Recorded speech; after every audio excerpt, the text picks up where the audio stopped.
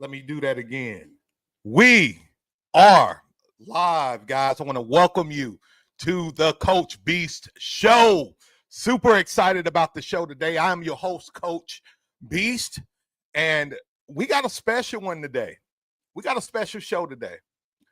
We're going to talk all things off season, getting your spring camps together, your summer camps together, getting your fall practices together. We're going to go over my practice plan, and I'm going to help you guys understand how I do it so you can do it.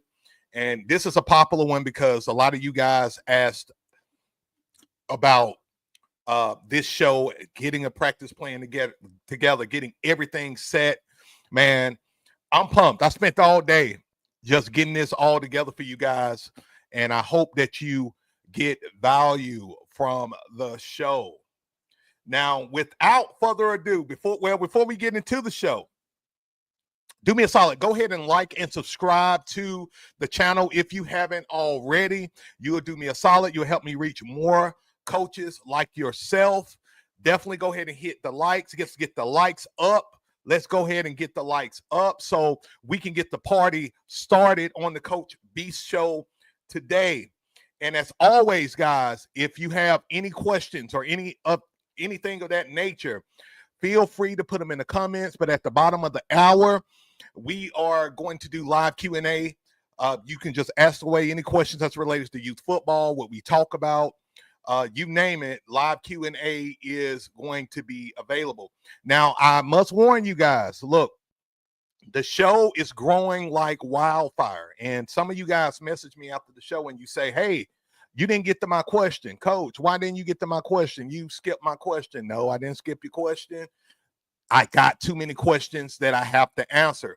To guarantee that you get your question answered, all you have to do, go down to the comments and hit that super chat button, okay? You hit the super chat, and it's going to guarantee that your question is going to be answered. So if you really want your question answered, guys, definitely smash that super chat, and that way you don't get your question missed. Without further ado, you know what time it is. It's my favorite time of the show. This is the shout out hour. What I want you to do is to shout out your city and state and shout out the team that you coach. If you coach a team, if you don't coach a team, just shout out your city, state, your name. And this is the time where I'm able to show you guys love for chiming in. First guy we got here, Cortez. Coach Dez from Jackson, Mississippi, the 12U Thundercats. Oh, we got Coach Vincent, Manatee Wildcats. I'm going to get that right one day. You're on the show every day, and I'm still stumbling over Manatee. Wildcats 10U team in the house. What's up, Coach? We got Coach Michael, Fresno, California. Shout out to the Miners. We got Coach Marv, my guy. How you doing, Marv? Seaside Raiders is in the house. Let me go over here and give some love to my Instagram folks. We got Smiz D in the house from Louisville, Kentucky. We got K Legendary from Sapopaka, the Sapopaka Panthers. Shout out to you. We got Coach Worthy from Rockwall, Texas. Shout out to the Heath Hawks, 8U team. Let's see here. We got New Bedford, Massachusetts in the house. Coach Stan. He's a kids trainer, man. Welcome to the show, man. Glad to have you in. We got Mike Porter in the house from Buffalo, New York. Shout out to the Wolf Pack, 11-12U team. Shout out to the Rob 813 Soldiers from Tampa, Florida. Speaking of Tampa, I got to get down there soon, man. That's one of the spots that I want to vacate to and travel to soon. Shout out to you, Coach. Let me see who else we got. Let me see. Let me switch back over here because IG flies. We got Coach Deuce, my guy from Grand Junction, Colorado, man. Good to see you, man. Good to see you. We got Coach Nilson from Detroit, Pierce Middle School. Shout out to you, Coach, man. Good to see you, man, on the show once again. We got Coach Rob. Okay, Coach Rob jumped over from IG to YouTube. He already know what time it is. And for you guys who are watching on YouTube, we're going to switch over to Instagram. We're going to switch over, guys who watch it on Instagram, we're going to switch over to YouTube at the bottom of the hour, and I will give you the link so you can switch. All right. Let's see. A couple of more shout outs here. We got Coach E in the house from the Willis, Texas. Shout out to the Panthers. And we got Coach Eric in the house from Huntington, West Virginia. Shout out to you. And if I missed you guys, still drop it in the comments. I will give you the love that you deserve, man, on the show. Let's get into it. Super excited because on yesterday's show, you guys wanted to know basically how I run, my practices, how I run my camps, things of that nature. And we're going to get right into it. Let me do this, guys. I'm going to get something out of the way real quick before we get into the show. And we're going to get this out the way so we can have all the time in the world to do what we do. All right. So first and foremost, this episode is brought to you by Beast Out You. This is my company, guys. This is where you get the playbooks from, guys. It's the ultimate resource for youth football coaches who want to dominate the game. Whether you're looking for winning playbooks, powerful formations, or expert coaching strategies, Beast Out You has you covered. Stop guessing. Start coaching like a champion. Let's go. I'm trying to get better at that, guys. As the show grows, I know we're going to get a lot more sponsors as well. And I'm trying to get better with the sponsorship and stuff like that. How did I do, guys? If I did good, give me a 1 in the comments. Put a 1 in the comments if that was all right. I'm working on my transitional skills when it comes down to sponsorships and things of that nature. And shout out to Coach King of the Mizzou Rampage 14U, Kansas City, Missouri. That's what's up, guys. So the first thing I want to do, guys, is let's pull up my practice plan.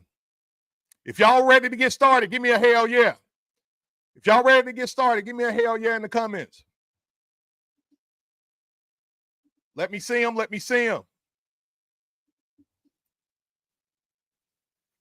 Oh, yeah, we got some ones in the comments. We got some, let's go over here to IG. Oh, we got let's freaking go. I forget I'm on YouTube. I don't want to get demonetized. We got hell yeah. Let's go. Oh, yeah, there they go. Hell yeah. Miss Beast, hell yeah. Coach Worthy, hell yeah. Shout out to you guys, man. Hey, I'm pumped, man. I'm so pumped today. All right, so let's get into the show, guys. So, like I've said before, look, the way you set up your camps, the way you set up your practices is vital. If you got an unorganized, piss poor practice, it's going to show on the field in your performance. It's going to show as to how your parents buy into bringing their kids to practice and how your kids show up to practice. It's even going to show with how your assistant coaches show up to practice. Because here's the thing. If you have practices where you're not on time, you have practices where you're all over the place, guess what? Everybody else is going to be all over the place. Why? Because you are the head of the snake, right? So the first thing I want to do, guys, though, in this segment is I want to focus on the spring and summer camps, because really this is football season. We're here. If you know, most of the guys are going to start doing their practices and stuff in the summer. And guess what? They're already late. So this should give you a strategic advantage this year to be able to get the talent you want, to get the amount of kids you want, to put in the work you want, so you can have a very successful football season. So let's go to this practice plan, right? And by the way, this practice plan is in my store, the store I just showed you during the sponsorship. It's in the Playbook store and it's absolutely free to you. Okay. So after the show, I want you to hop on over to my store, my Playbook store, and get this practice plan. There's no excuse for you not to be organized, right? This is absolutely free. So let's start here. What's the mission of our spring and summer camps? Okay. You need to make sure whatever you do, you got a mission in place. Okay. Now, when it comes down to our spring camps, it's complete. The mission is completely different than the summer camps. Okay. The mission with the spring camps is all about marketing. Okay. It's all about marketing your program. It's all about branding your program. It's all about getting your name out there and your program out there so the community and the kids can gravitate around you. Okay. So when we do our spring camp, one of the number one things we're trying to do is just let kids come and literally have fun. And y'all know how I feel about fun, right? But this is where fun, is very important, because once these kids come to your camp and they're doing, different drills, just fundamental stuff, throwing the ball, you're not critiquing too hard or anything like that. You got kids throwing the ball, running the ball, you engaging. I'm a very hands-on coach. So like we'll do, flag football out there with the kids, and the coaches will be out there too, playing with the kids. And what that does is it sends a message to the kids and the parents that, oh man, these guys are personable. These guys care, right? And then what you also want to do during your spring camp, have some food out there, whether you like the barbecue, fish fry.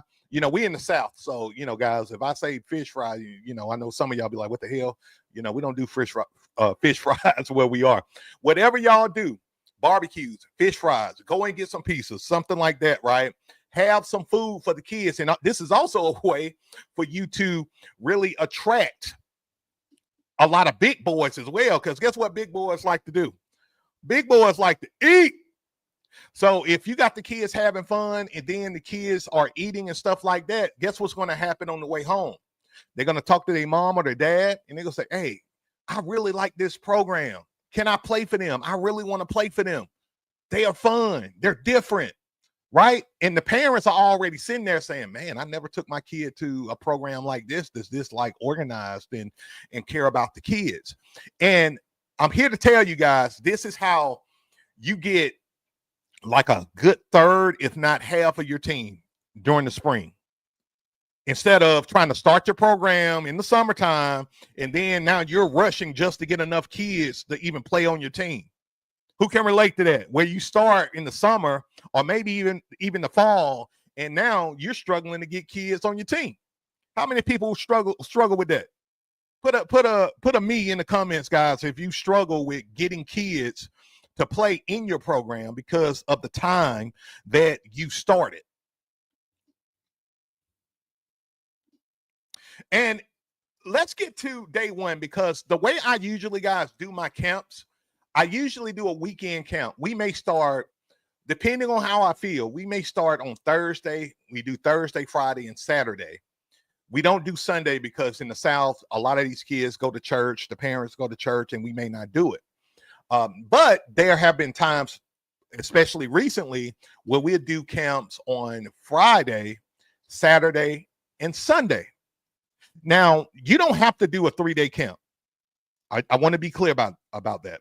You can do a 1-day camp. You can do just a weekend camp, Saturday and Sunday. But I like to do a camp back to back, because what happens is the first day you're going to get a group of kids coming and all of that. And then guess what's going to happen the second day? They're going to tell their friends about it. They're going to tell their cousins about it. They're going to tell different people about it. And they're coming with their friends. They're coming with the cavalry, right? So day one, I usually like to start my camp early. Now, I got 9 a.m. on here. I recently started doing it closer to maybe 11 a.m. I do it at 11 a.m. and then we'll go all the way through. Now, the time really don't matter. The time is relevant to you, your people, and the culture you're in. Okay, guys, that's really important because what may work here in Bama may work different in New Jersey, right, or in Cali, right? So we'll just do an introduction of the coaches and the staff. We keep it real, friendly and cool. Everybody, introduce themselves. Then we'll get into our standard warm up, stretching, light jogs. Y'all know how this goes, right? At the beginning, it kind of feels like a regular football practice. And then we get into our fundamental drills.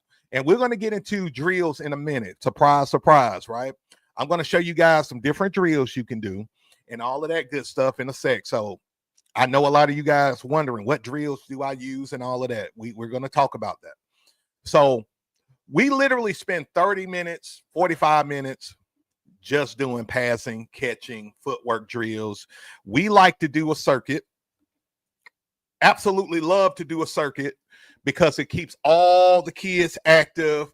You don't have the kids just, standing there for 10 minutes not doing nothing, because you already know when a kid is just out there doing nothing, he's going to put himself in a position where he's going to get in trouble. He's not focused. He missed the drill, demonstration and all of that, right? So you don't want to be stagnant in your practice or slow in your practice, okay? You want to be fundamentally sound, but you want to give them a time during the circuit. Circuit can be like 5-10 minutes of drill, guys. 5-10 minutes of drill and then rotate, right? Just keep it simple, but keep it fun and dynamic. You're not per se working on like critiquing the kid to be just like a beast yet, right? When it comes down to the drills and execution, but you do want to go over drills like 3-point stands, pass and catch drills, cone drills, agility drills, things of that nature. You just want to do that to keep the kid active. And then you want to do a water break. And, you can set the water break time whatever you want, 10 minutes, 15 minutes, 5 minutes, 3 minutes. Like during the season, our water break's like 3 minutes, right? But during the camp, we give a lot of time because, again, we want to be social, right? We want to talk to the parents. We want to mingle with the kids. The 15 minutes give us time as coaches to build relationships, right? And really kind of sell ourselves as to who we are. Okay. And then on the other side of the water break, we're going to go into our scrimmage. Okay. And again, we just do 7-on-7. Of course, if it's more kids, we got a lot of kids. It's going to be higher than that. And I don't care if you got 40 kids at your camp, and you got enough field, you can break it into 2 games if you want, right? And just have the kids compete. It's all about fun. Okay. Really important. And then, of course, you do the cool down and the stretching at the end. So that's day one. All right. That's day one of the camp. And do you guys see how making it fun, really, marketing and things of that nature really push you to really is going to help make you more likable and easier to recruit. Otto Wynn says 15 minutes is too long for a water break. Understand this, Otto Wynn. We're not giving the kids a water break just to give them a water break, right? We giving them a water break so it give us time to market ourselves, to build relationships with the kids, to build relationships with the parents. That's when you kick it up another notch, and you're not just a youth football coach. That's why I said at the beginning, you want to always have a mission, right? And the mission at our spring camps is all about building the relationships, building likability, making people say, I want to play for this coach. I want to play for this team. That's what it's all about, guys. Now, once we get into the summer and we get into the fall, completely different. Now we're focusing more on full football and conditioning and really acclimating the kids to our culture and who we are as a coach.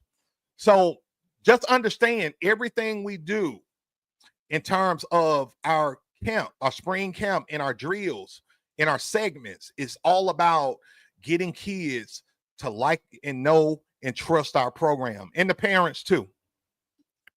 Does anybody have any questions or anything about this? If you do, go ahead and drop them in the comments on YouTube.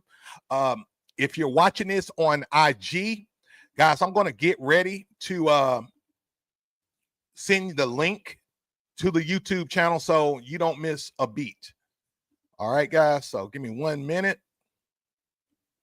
And then we're going to talk about day 2. Okay. Y'all bear with me. YouTube channel. All right, boom. My IG people, that's the link to the show. All you got to do is copy that link and go over to YouTube to the show. All right. So y'all ready for day 2? If you're ready for day 2, give me a hell yeah in the comments. If you're ready for day 2, give me a hell yeah.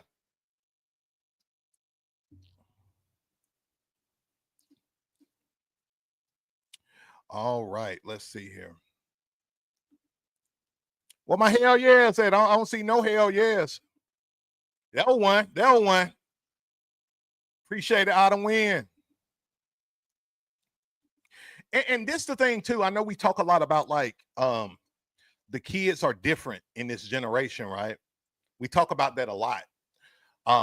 But the truth is, a lot of these kids, they want more relationship. They want to be able to talk to you and trust you and look up to you, right?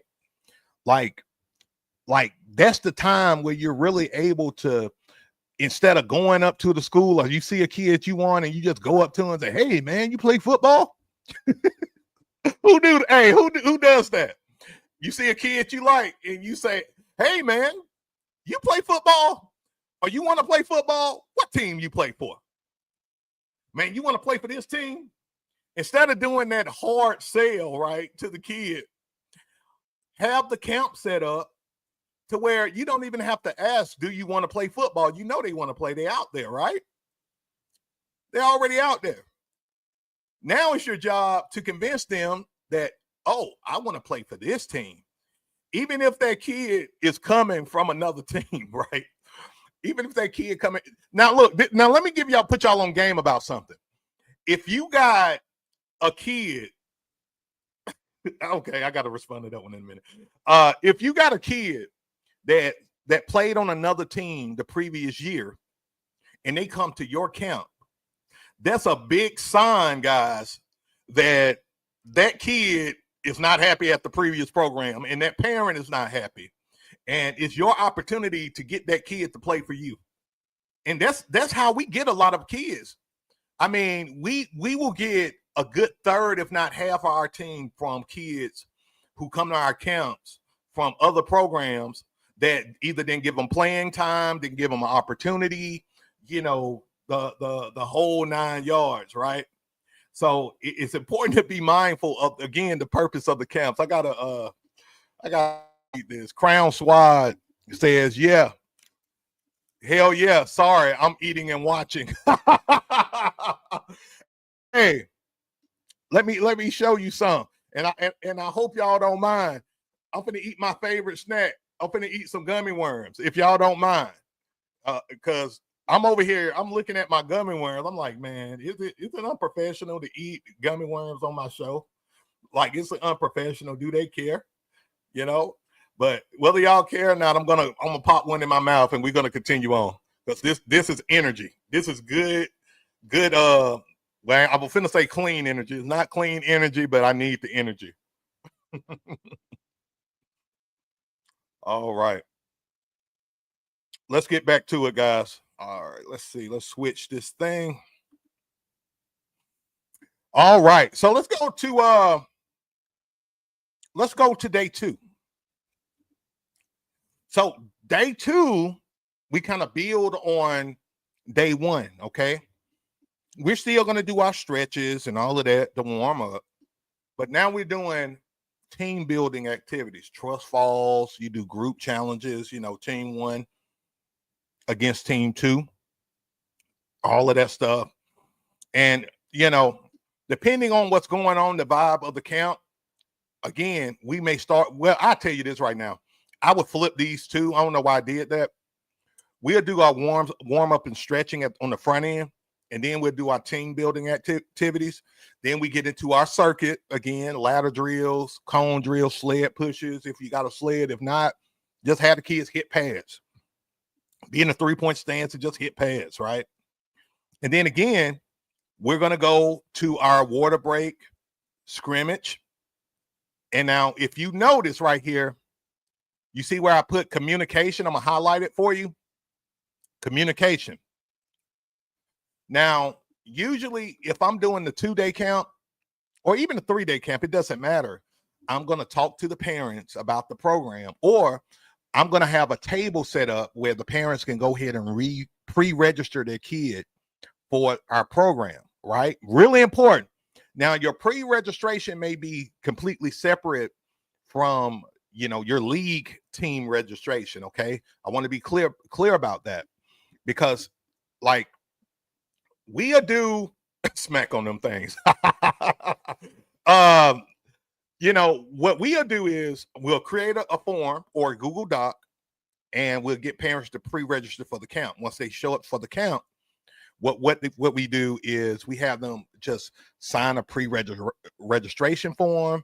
They say, at the bottom of the form, and to say, hey, are you interested in having your kid, or do you plan to have your kid play for the Eastside Warriors youth football and cheer program?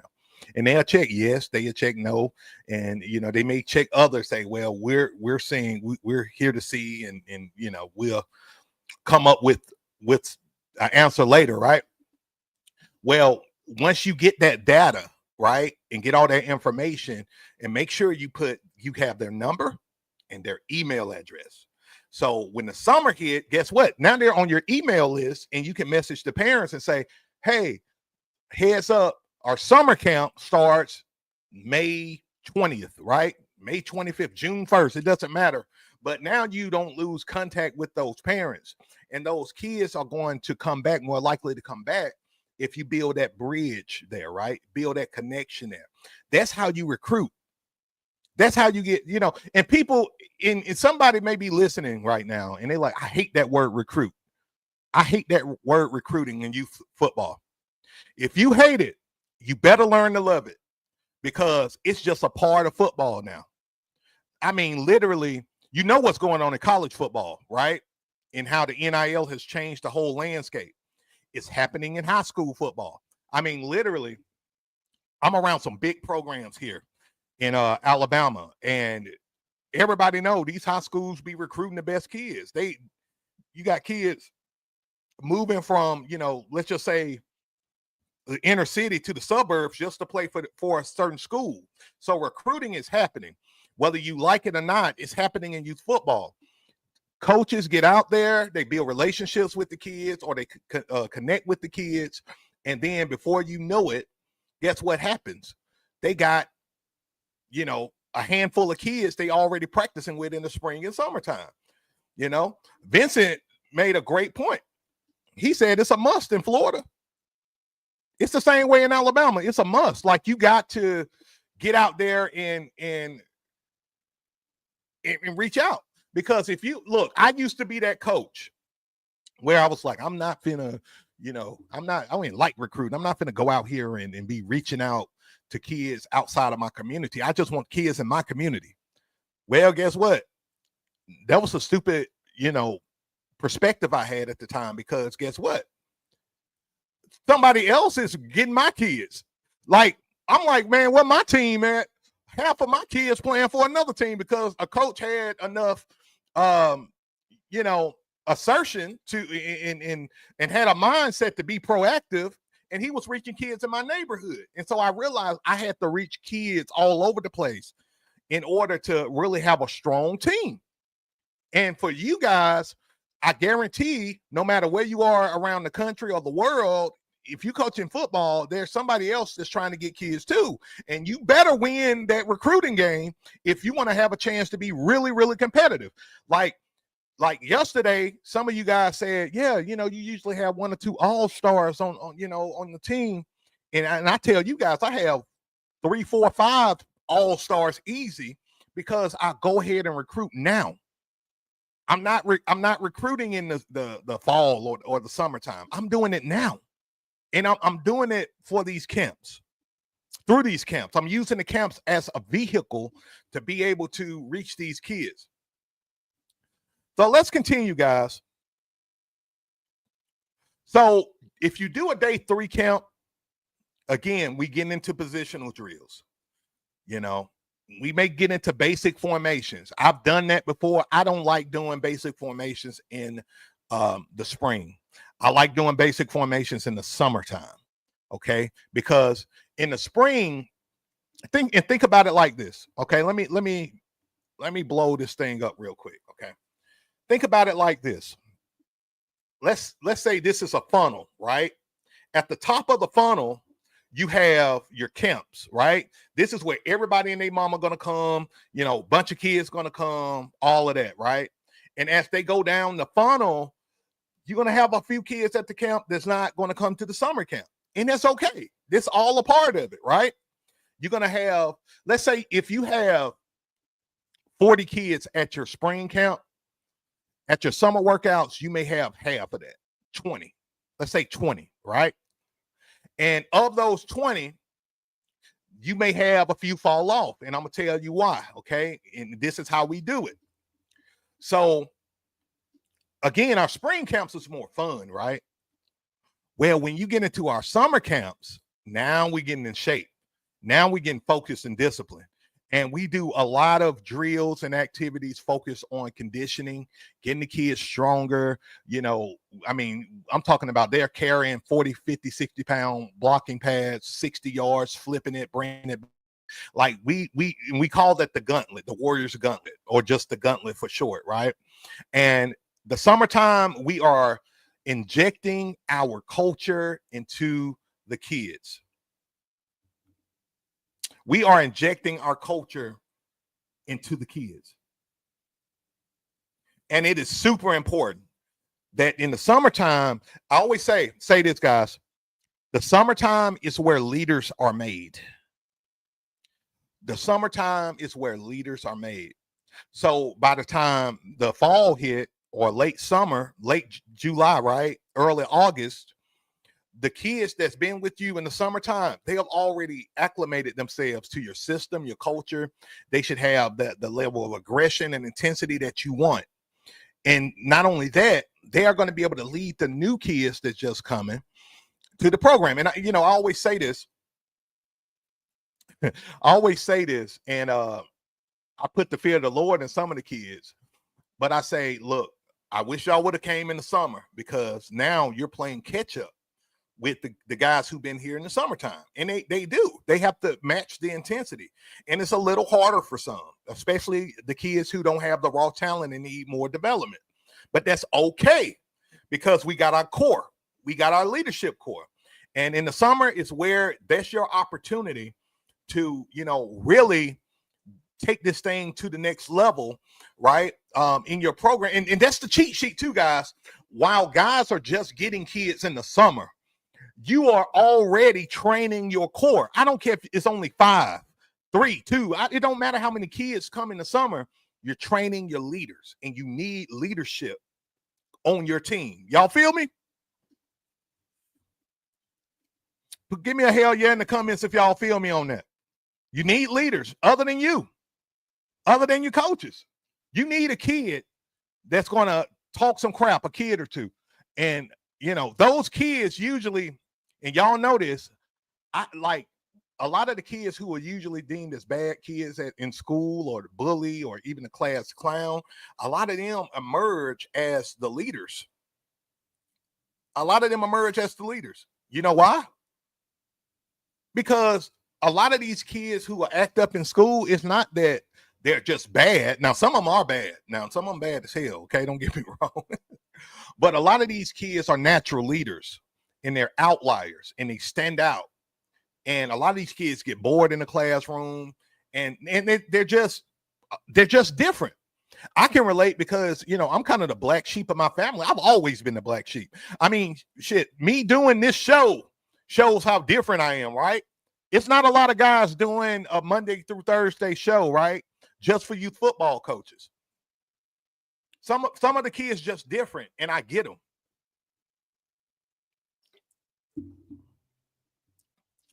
All right, guys. So let's continue on. Actually, before we continue on, my Instagram people, I love you, but it's time to switch over exclusively to YouTube to the live Q&A. It's only 3 people, so this is good. Y'all already shifted. Most of y'all already shifted. For the last people, just click that link and just switch over to the YouTube show. I'll see you on the other side. All right. Got that out the way. Yeah, Vincent says that's me as a kid. Yeah, man. Like, hey, these kids who are different, man, hey, check them out because see, a lot of these kids who different, they're natural leaders. They're outliers, right? They're wolves. They're like lone wolves, right? And so you have to understand the kind of kids you got and put them in certain positions. If you put a kid that's like an outspoken kid and you try to shut him up, you're going to lose that kid. You put that kid in a leadership role where he's able to really be like a sponge. Have him close to you too. Have that kid close to you and have him learn and fall in love with you, because then he's going to be a mini me version of you. He's going to be a mini beast. I'm telling you, I had him. He's going to be a mini beast. All right. So let's get back to it, guys. So that's day 3. So let's get to the fall camp real quick, or the fall practice real quick, because this is one big thing that you guys wanted to know about.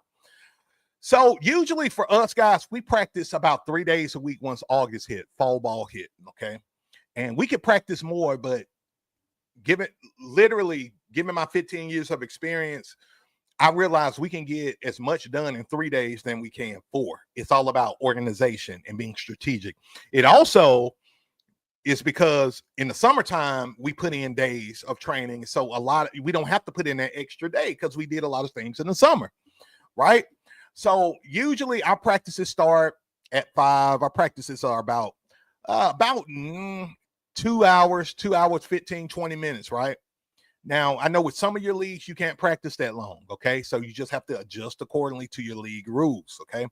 So day 1, usually a Monday for us, is our offensive day. We theme our days. We have an offensive day where we focus strictly on offense. We do our warm-ups. Then we do our positional drill. So after our warm-ups, we break our offensive line guys up from our skill guys. And each group has their own set of drills that they do to develop.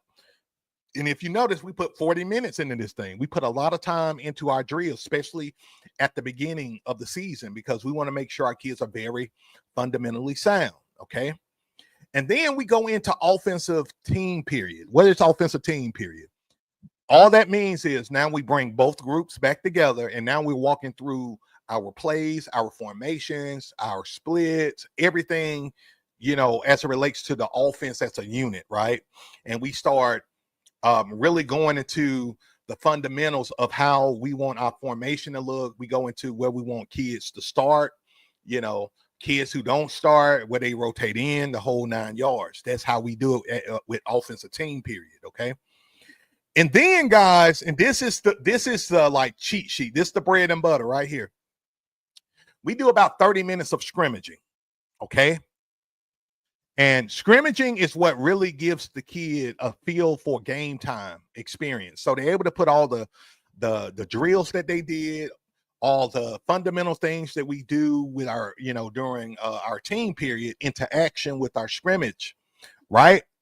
And at the beginning of the season, our scrimmages is about 30 minutes, but as we get better, we may bump it up to about 40 minutes, right? And this is where your kids get good. You rep it out with the drills, you break it down during team period, and then you see it in action during the scrimmage. That's how you do it. Let me see here. And if y'all understand that, give me a hell yeah in the comments. If you got any questions, let me know. We're now in our Q&A segment, guys. Okay, we got 20 minutes of Q&A. So if you got questions as I go along here, make sure you go ahead and put them in the comments. Also, guys, again, hit that like button, subscribe to the channel if you haven't already. And again, like I said, I'm expecting a lot of questions. And if you feel like your question is not going to get answered, or you nervous, just hit the super chat. You'll be supporting me, you'll be supporting the channel and all of that good stuff as well. So if you want to make sure your question is answered, all you got to do is go to the super chat. All right, guys. All right. So another thing that's really important to us, and I get this question quite often, how often do we focus on special teams, right? We focus on special teams every single practice. Every single practice, we do special teams for about 20 minutes. On our offensive days, we do kickoff return. Okay. On defensive days, we do kickoff. Okay. And that's how we do it. And I can tell you, our special teams is phenomenal. And it's better than most teams because we rep it so much. And I see it during the games. Like, we do our special teams, man. And a lot of teams just not prepared because they don't put enough reps and time in with the kids. We have so many scoring touchdowns from just kickoff returns. It's unbelievable. We practice onside kick as well. We usually got a really good kicker. Fun fact, guys, Coach Beast used to be a kicker. I used to be a kicker on the youth level, and I also used to be the kicker at the high school level. Field goal kicker, kickoff guy. So, of course, I'm over the special teams, and I teach we find out who our best kicker is, and then I train him, and that kid able to boom it. I mean, we had a kid, one of our Shine Boys, y'all gonna hear me make Shine Boy references. Jonathan, this kid could kick like a high school kicker. Every time he kick it, you hearing it, boom, you hearing the refs like, man, is that kid, dang, that kid can kick, while he running, and a lot of it's just about practice and preparation, right? Coach Deuce wanted to know, do we scrimmage each other or another team? Great question, Coach. We do both. I like to scrimmage other teams at near the beginning of the season. Like, usually, I would say the last week of our summer and 3 weeks into our fall, we may do one scrimmage with another team. Okay. I love doing scrimmages with other teams. All right. Now, we had a rule in our league where we couldn't play games against teams already in our league, or like do scrimmages with teams in our league. But it wasn't a rule for us to do scrimmages with teams in other leagues in the surrounding area. And so that's what we would do. But we do 90% of our scrimmaging against each other, Coach, just so you know. And it's so many benefits to it. It really helps develop your kids who need more development, because we know what our all-star is going to do, right? And we develop them as well. But I really like my D tier and C tier guys really catching up to the B tier guys, because I truly believe you're only as strong as your weakest link. So that's why, I don't neglect one kid on our team. I don't care how sorry we think they are, right? We don't neglect no kid. We teach them their position. Now, some kids who need the development, what we usually do, we just have them focus on one position and develop them in that one position. And that's all you need to do. If you got a kid who really not a natural football player, but he's showing flashes of, he got a little speed, but his awareness and of the game, his mechanics are off. We may put him at a cornerback position or an outside linebacker position. Usually I put these kids at middle linebacker, especially when we run in the 4-4 Reaper. We got our mic and our wheel. I put him at the wheel position. And he get a lot of in-game experience at practice because we scrimmage him at that wheel position. And so he not coming in there confused, looking like, what the hell going on? I'm scared, about to piss my pants, right? No, he know what's going on. And, the thing about it is, if you see that kid helping clean up and squirm to the ball, that's all you need. That's all you need. It gets bad when the kid don't know what the hell he doing at all, right? When I see a kid out there on the field and he don't know what he's doing and he's running in circles, usually that's because the kid is not being engaged enough at practice. I would even argue he's being neglected at practice to where he don't know what he's doing because nobody puts him in at practice. So he daydreams, he go to La La Land, and before you know it, you know, it's like you put him in the game, you expect him to be Ray Lewis. No, he Ray Charles.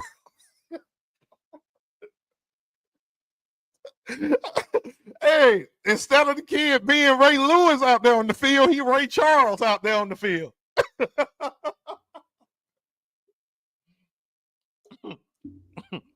But it's true.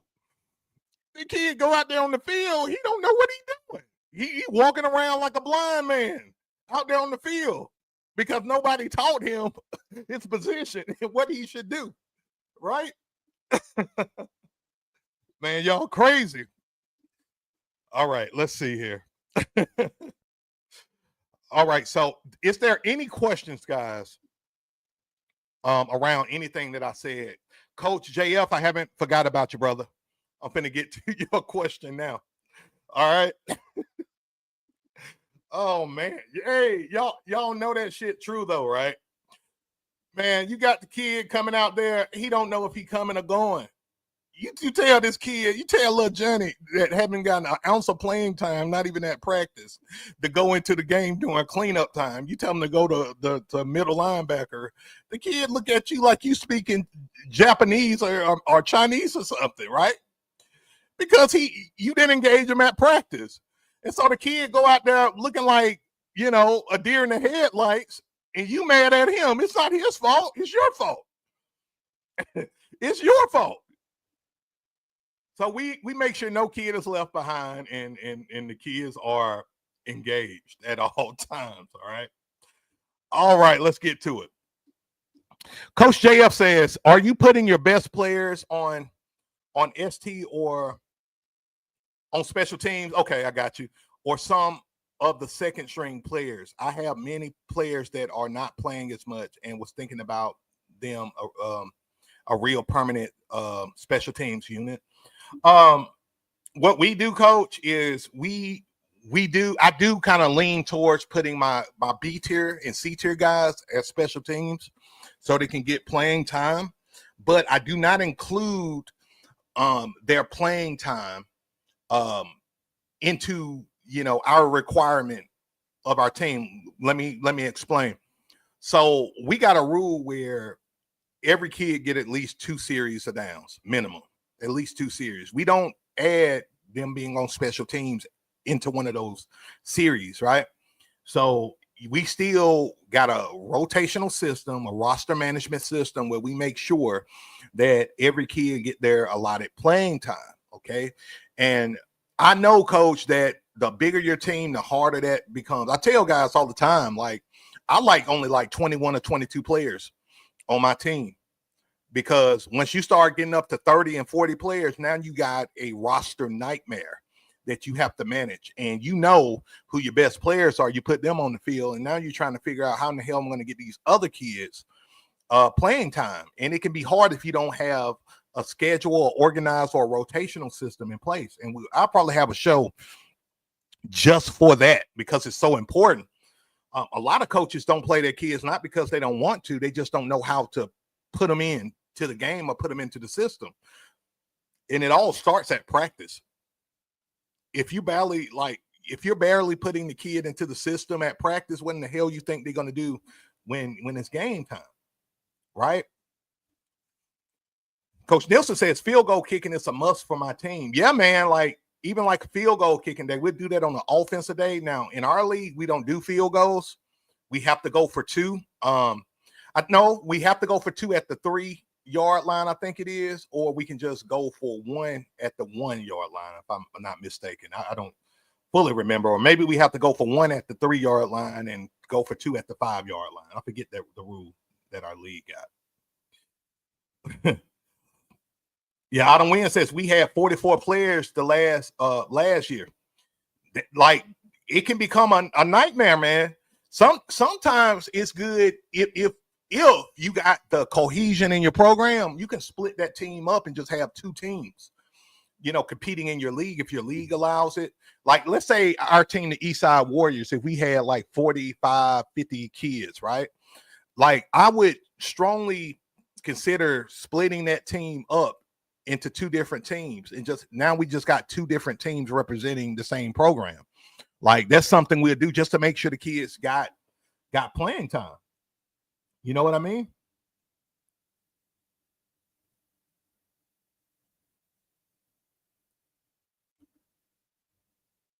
All right, Coach Drew. How you doing, man? He want to know, how are you, Coach? I'm great, man. If there was a way to coach against yourself and you were the DC, do you think you would be able to stop yourself on offense, or as the offensive coordinator running the Beast offense? If so, what would you do? Man, that's a great question. It's a great question. Let me think real quick. I think my defensive self would beat my offensive self, okay? And mind you, I'm an offensive-minded guy, okay? I like the premise by saying that. My defensive self would beat my offensive self because I would know what I'm running, and I'm a master of analyzing offenses. That's what makes me such a good defensive coach too.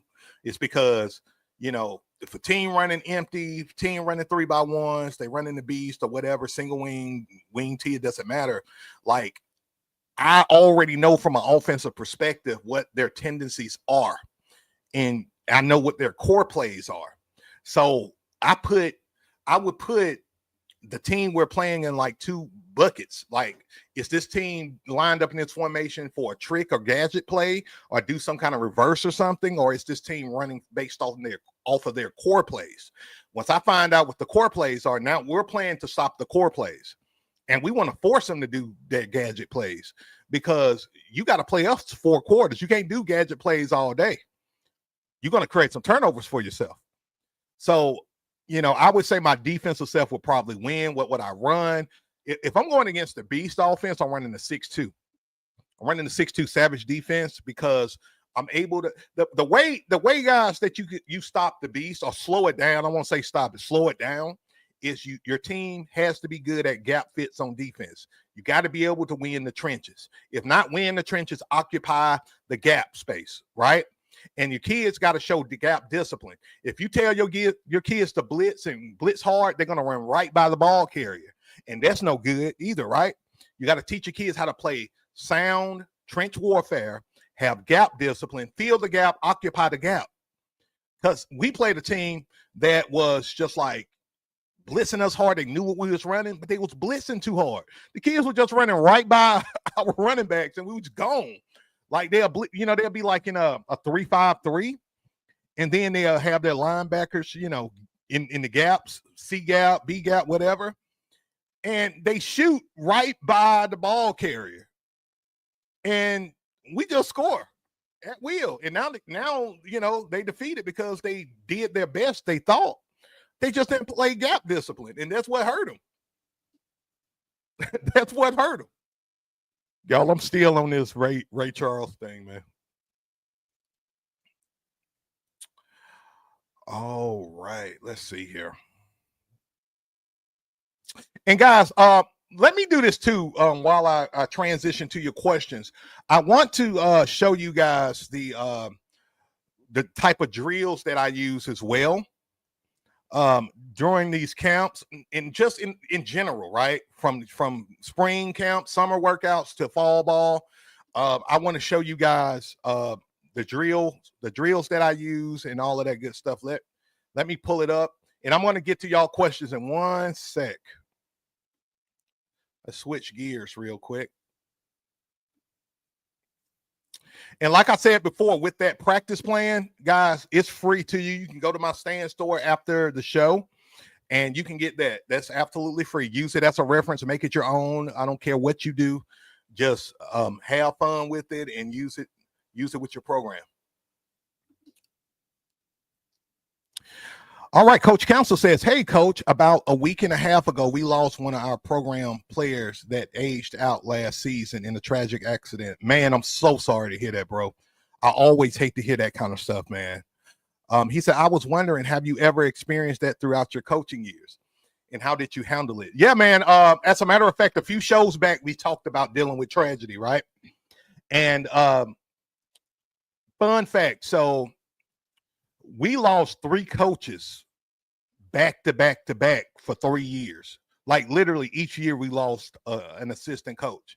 Young guys, man, in their 30s, right?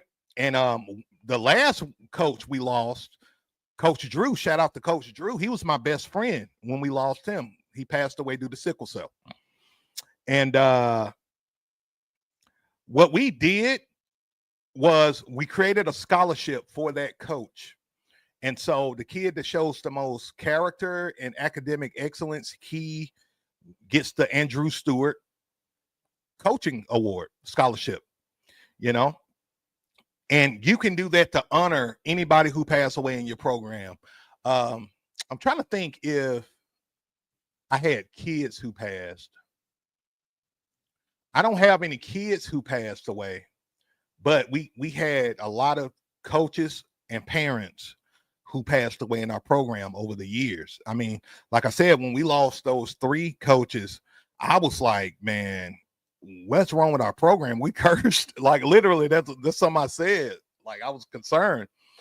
And but what we did, we always show love and support to the family and all of that. And Miss Beast just, okay, let me put what Miss Beast just said. We also did a balloon release at the local park. We did a balloon release at local park to honor Coach Drew.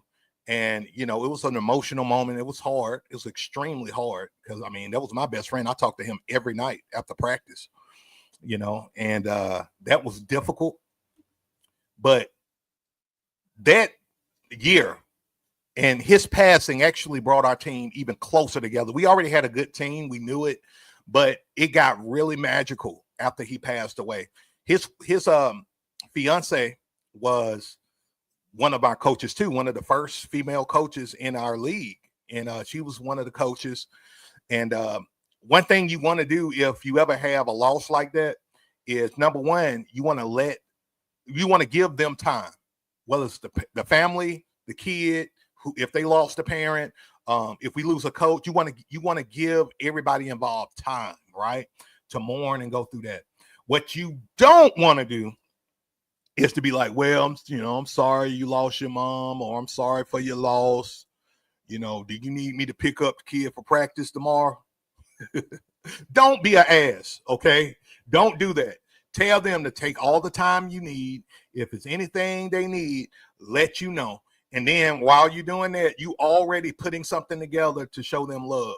If they want privacy, buy a basket or something like that, or a card and have everybody sign it, and show your love that way.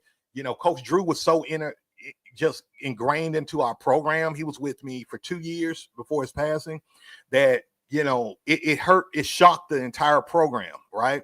So what we did was a balloon release, and we had hot dogs, burgers, food for the entire team, and all of that. I wish I had the pictures up. I will show y'all the pictures. We took pictures of the event, and we made a scholarship and award to show our respect and our love for him. So that's what we'll do in that situation. All right.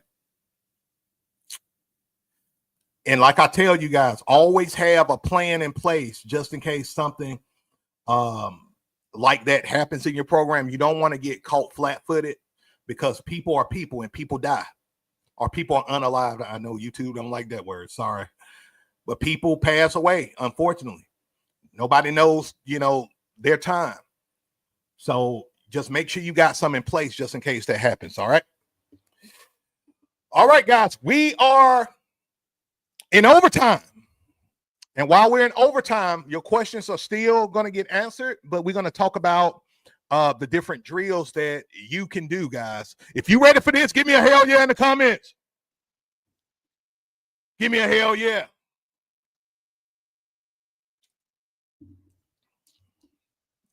Shout out to Stone Cold Steve Austin. That's when I say hell yeah, that's my inner rattlesnake.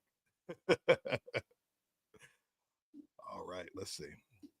All right. Let them hell yeahs come in. And guys, if you're watching this and you haven't hit the like button yet, what in the hell are you doing, right? If you haven't subscribed yet, what are you doing? Like, we want you to be a part of the hottest youth football coaching show in the world, right?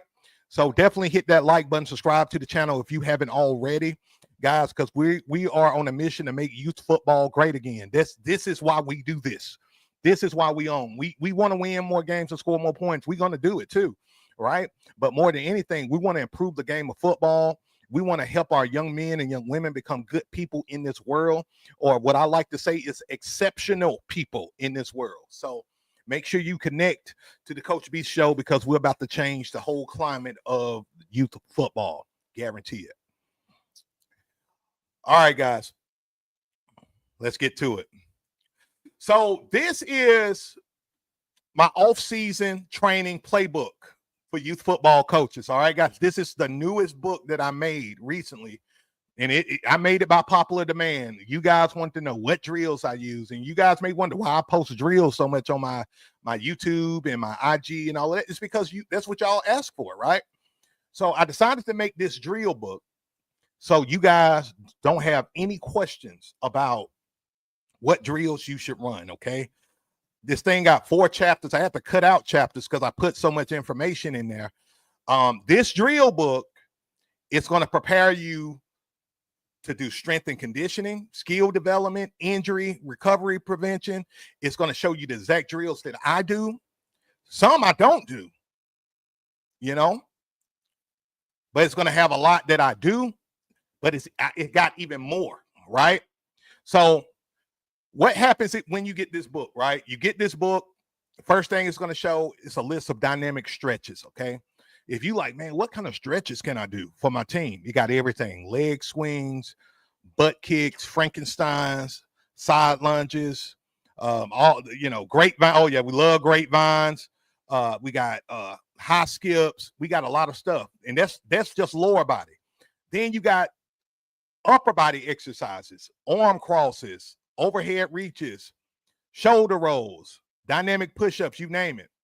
So we got all of this stuff going on for warm-ups. And then we got full body exercises, right? Inchworms, all of that, hip circles. So you don't have to really try to figure out what you're going to run with your team during your spring, summer camps, or fall camps. You got everything you need. Now, here's the cool part. Here's the cool part with a lot of the core positioning drills. So let's say you are trying to figure out what type of cone drill you want to do, right? You're like, well, I see this illustration of what a cone drill is, right? And you're like, well, I see it, but I kind of want to see it in action a little bit, right? I want to see it in action. All you have to do is, and this is what's so cool about it, all you got to do is click where it says cone drill examples. You click it, and it's going to take you to YouTube. And I already have preset the drills, examples of the drills, visual examples of the drills, so you don't have to question how it should look or the right way to do it. Isn't that cool, y'all? So you just click that link and it show you the exact drill, and you can just click on it and you're good. Y'all like that? Give me a 1 in the comments if y'all like that. So as you continue to go down here, again, we're talking about ladder drills. We do ladder drills a hell of a lot in my program. Because I like my kids to have quick feet, be quick and explosive. Even my linemen, my big guys. And guys, if y'all hear me say rhinos, my rhinos, that's my offensive line. We call our offensive line rhinos, okay? So let's say you want to like see what a ladder drill looks like. All you got to do is click the link, and it'll take you to ladder drills. And I did my research, guys. I pulled some of the best drills that I found on the web for you guys. So again, a lot of these drills, it's not only showing one drill, it's showing multiple drills, right? This what makes this off-season drill book so freaking dynamic, right? Let me go back.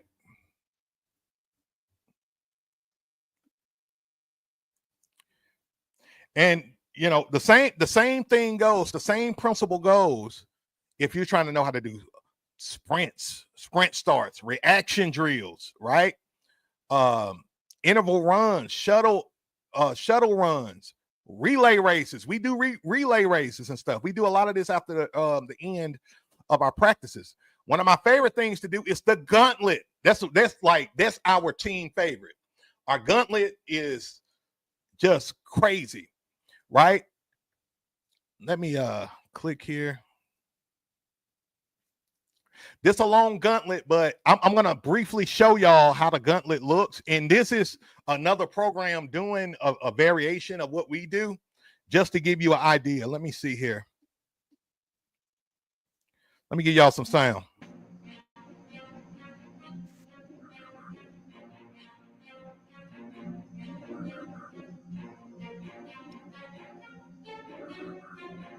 This is going to be good, real good. And we line our kids up just like this. Team, which means you got to work harder than everybody else.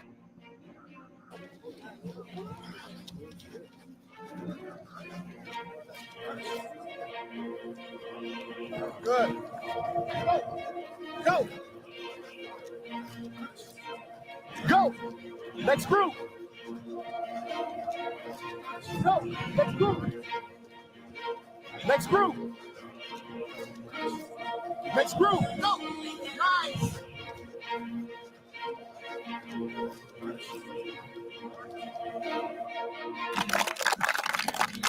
What we got? Fellas, this is about to be a lot of fun. I can promise you right now, and no team in your league gonna work this hard. You're gonna get results. If you listen to me, you will get faster. You will get stronger. You will play with a chip on your shoulder. You will be aggressive. You will be more confident. So we're gonna go hard. We're gonna go real hard. Get in here for the breakdowns. Let me pause right there, because do y'all hear how he's talking? Did y'all hear some of the things he said?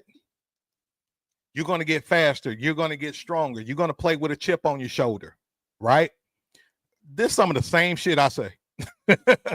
And Miss Beast can vouch for that. Like that, it kind of freaked me out listening to him, because these are some of the same things that I say. This is how you build culture, guys. You get your kids to buy in doing these kind of drills. Like, we do this gauntlet and we put in the freaking work. Y'all hear me? Let's continue just a little bit more. Let's see. Let's go. Let's go. 1, 2, 3, finish!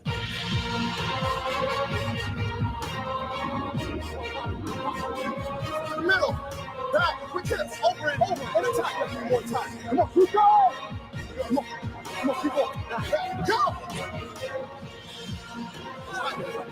Try.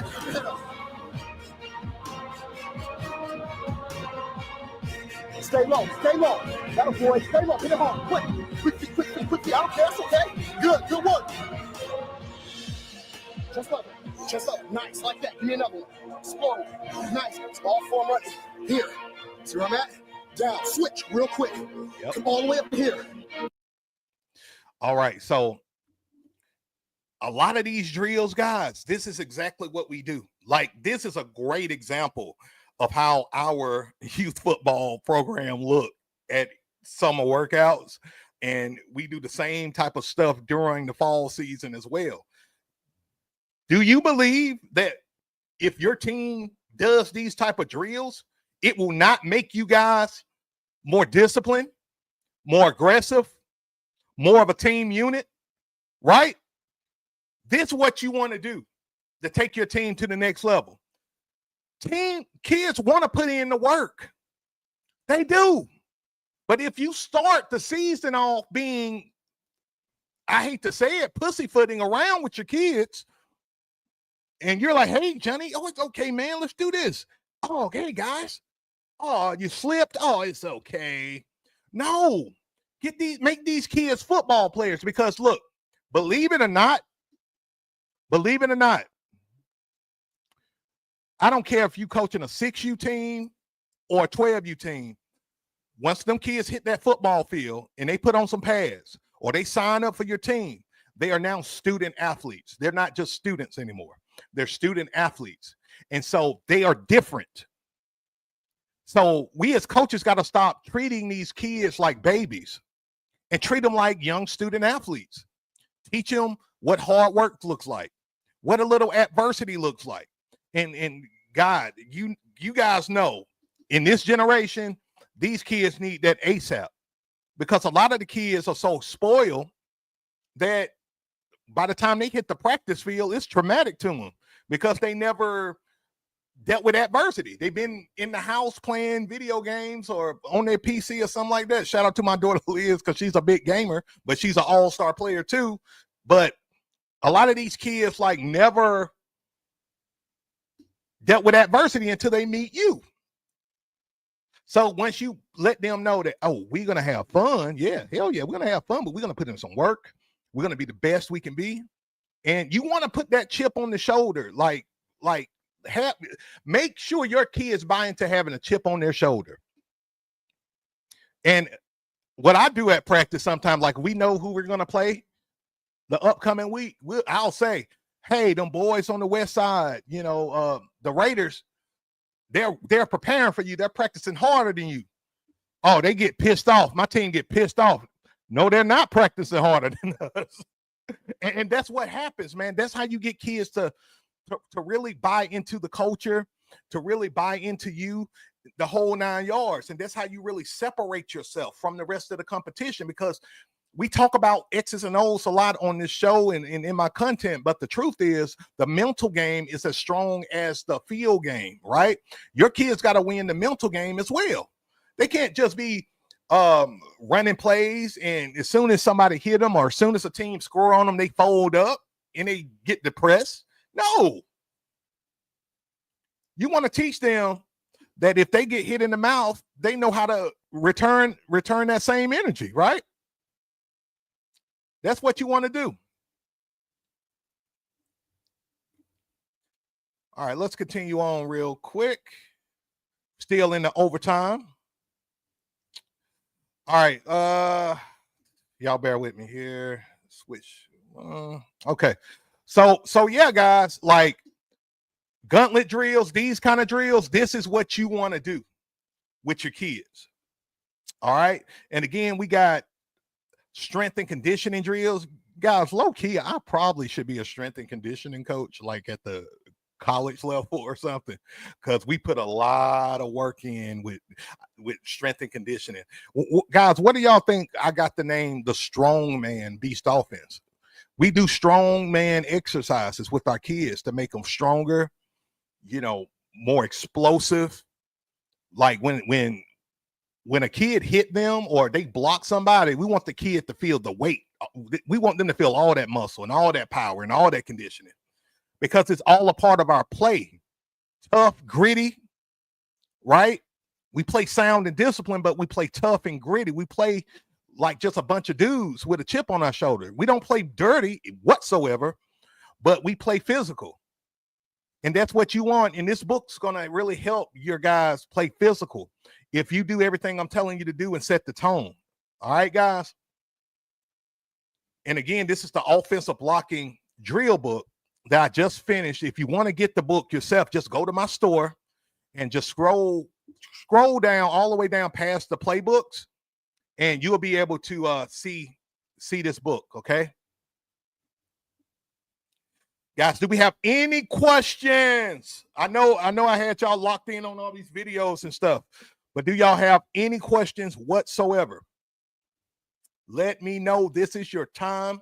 I'm gonna take one more question if we got it, and then we're gonna land this plane. And like I said, for you guys who are watching this, and if you are enjoying the show, if you're finding it entertaining or helpful in any kind of way, definitely hit that like button and subscribe to the channel. You will be doing me a solid, guys. I really appreciate it. All right, let's see here. And what I'm going to do too, because if we don't have any more questions, we're going to end the show kind of on time. The show still runs an hour and 20 minutes, no matter how bad I say we're going to make this an hour show. it's an hour and 20-minute show. I go as long as you guys have questions for me. All right. And while I'm doing this, I'm going to put the link to the Playbook store, guys. If anybody's interested in that or any of the playbooks, I'm going to put the link there so you can check everything out. I can't believe it. We don't have any questions. Am I that good, y'all? Am I that good? Let's see here. All right, there we go. So I just posted the link to the Playbook store in the comments, so you can check out the off-season training playbook. Now, let me leave you guys with something before I go. Okay, and this is my motivational leadership segment. Okay, guys, you want to make sure, no matter who's on your team, I don't care if it's a kid that got maybe a disability or just not a good football player, not meant to play football, just don't have the skill set. Treat every kid as a valuable asset to your program. It's nothing that hurts a kid the most and turn them away from the game of football than have their coach neglect them or devalue them. Because kids don't forget that shit. Kids don't forget it. I mean, I remember junior high, 7th grade, junior high, I had a coach, rest in peace to him, but I had a coach who just neglected me. And I never, I'm a grown ass man, right? I'm 37 years old.